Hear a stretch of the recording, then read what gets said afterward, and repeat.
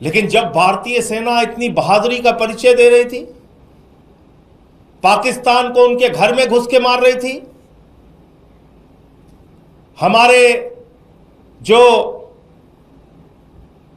तकनीक का विस्तार है वो इतना प्रबल था कि हमने पाकिस्तान की तरफ से होने वाले ड्रोन अटैक्स को विफल किया, हवा में विफल किया,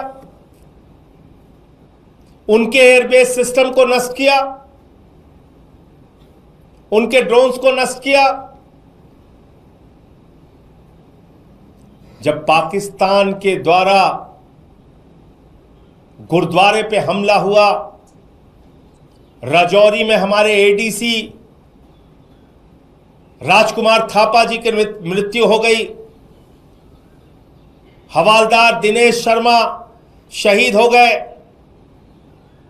अली शेख जी शहीद हो गए, सब इंस्पेक्टर इम्तियाज शहीद हो गए, पवन कुमार जी शहीद हो गए, राजस्थान के हमारे लाल शहीद हो गए।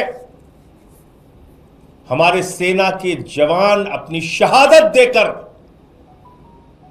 पाकिस्तानियों के आतंकवाद का मुकाबला कर रहे थे, पाकिस्तानियों के सेना के हर हमले का मुकाबला कर रहे थे।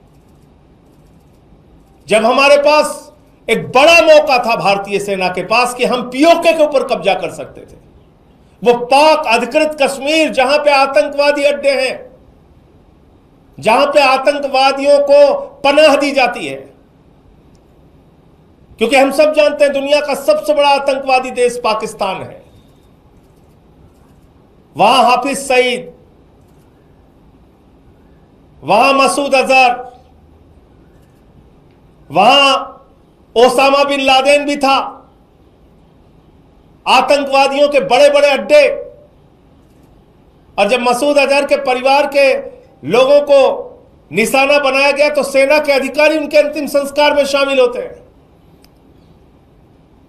पाकिस्तान के सेना के अधिकारी आतंकवादी के परिवार के मारे जाने पर उसके अंतिम संस्कार में शामिल होते हैं, और अमेरिका के द्वारा प्रतिबंधित आतंकवादी वहां पे दिखता है।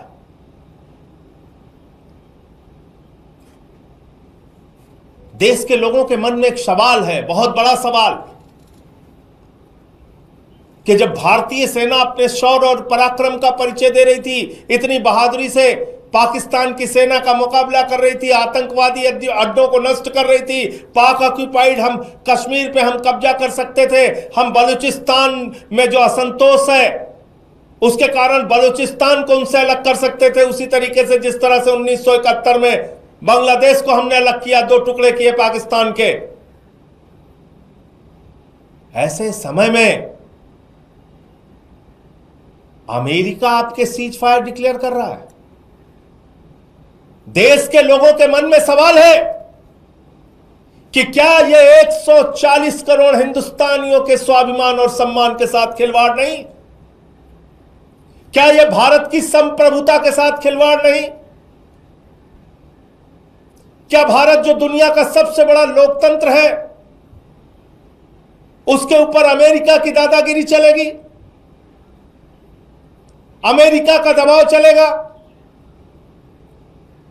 भारत और पाकिस्तान के बीच में जब भारतीय सेना अपने लक्ष्य को पाने की दिशा में अग्रसर थी, उस समय अमेरिका की धरती से सीज फायर डिक्लेयर हो रहा है। अमेरिका का राष्ट्रपति ट्रंप सीज फायर डिक्लेयर कर रहा है। से आए पहलगाम में जिन्होंने बहनों के सिंदूर उजाड़े, उनका क्या हुआ? उनके खिलाफ कार्रवाई कब और कैसे होगी? पूरा देश आपसे पूछना चाहता है, प्रधानमंत्री नरेंद्र मोदी जी, भारत की संप्रभुता, भारत के स्वाभिमान और सम्मान के साथ खिलवाड़ करने की इजाजत किसी को नहीं है।